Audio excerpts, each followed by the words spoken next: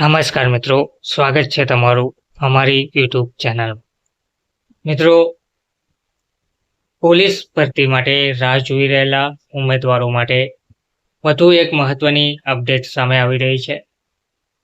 Police બેડામાં હવે બીજા તબક્કાની ભરતી જાહેરાત કરવામાં આવી છે.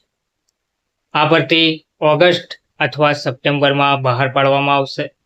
હાઈકોર્ટ સમક્ષ ચાલી રહેલી રીટ પિટિશનમાં રાજ્ય સરકારે કોર્ટને આપેલી માહિતી અનુસાર આ જાહેરાત પ્રસિદ્ધ કરવામાં આવી રહી છે.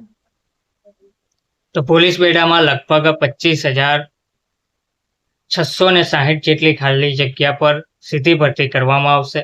પહેલા તબક્કાની 11,000થી વધુ ભરતી પ્રક્રિયા શરૂ થઈ ગઈ છે.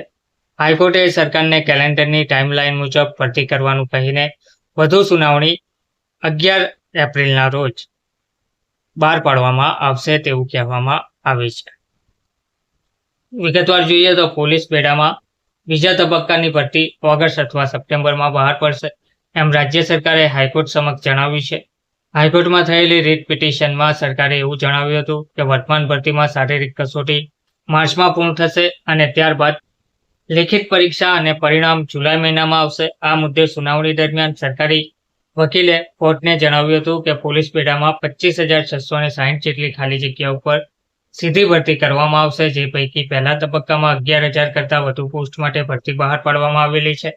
તેમાં અત્યારે શારીરિક કસોટી ચાલી રહી છે. આ જગ્યાઓ માટે લગભગ 10 લાખ જેટલા ઉમેદવારો નોંધાયા છે. તે પૈકી 7.45 લાખ જેટલા ઉમેદવારોની શારીરિક કસોટી પૂર્ણ થઈ ચૂકી છે. શારીરિક કસોટી માર્ચ મહિનામાં પૂર્ણ થઈ જશે અને મે 2025 સુધીમાં લેખિત પરીક્ષા પૂર્ણ થશે. ત્યારબાદ ડોક્યુમેન્ટ વેરિફિકેશન હાથ ધરવામાં આવશે. વર્તમાન ભરતી જુલાઈ મહિનામાં પૂર્ણ થશે. આ પરીક્ષામાં ઓબ્જેક્ટિવ અને સબ્જેક્ટિવ બંને પ્રકારના પ્રશ્નો પૂછવામાં આવશે. આ ભરતીમાં કોઈ મૌખિક કસોટી રહેશે નહીં.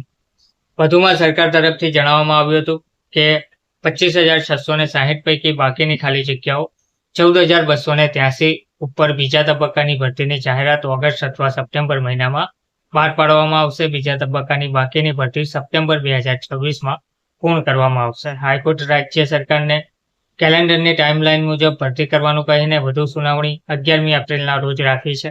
ગત સુનાવણીમાં કોર્ટે પ્રશ્ન ઉઠાવ્યો હતો કે વર્તમાનમાં બહાર પડાયેલી 11,000 પોલીસ કર્મચારીઓની ભરતીમાં પીએસઆઈની માત્ર 475 જગ્યા છે, તો તેની ભરતી માટે કોન્સ્ટેબલ જેટલો લાંબો સમય લેવો જોઈએ નહીં. જેથી હાઈકોર્ટે સરકાર પાસે દરેક કેડર માટે વિગતવાર પોસ્ટ મુજબ તારીખ કે સ્ટેજ પ્રમાણે ભરતી કેલેન્ડર માંગ્યું હતું, જેમાં ભરતીના સમય અને સ્ટેજની ચોક્કસ ખબર પડે.